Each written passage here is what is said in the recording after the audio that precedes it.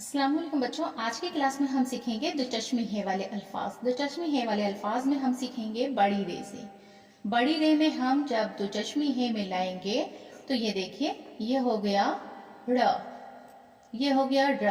अब इसको हमें कैसे लिखना है, इसमें अल्फाज में शुरुआत में तो नहीं है लेकिन आखिर में से आएगा। यहाँ पे देखिए, पे के साथ हम जोड़ेंगे रे, बड़ी रे जोड़ेंगे पे के साथ, और यहाँ पे हम दो चश्मी है जोड़ेंगे तो ये क्या हुआ, पढ़। दूसरा अल्फाज हम लिखना सीखेंगे सीढ़ी, सीन ये, इसी के साथ हम रे जोड़ेंगे, बड़ी रे है।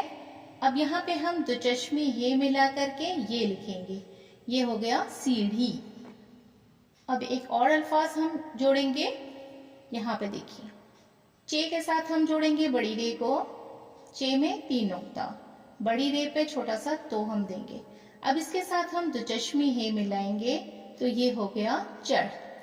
बड़ी रे में दो चश्मी हे मिला के ड़, ये हो गया पढ़, सीढ़ी, चढ़।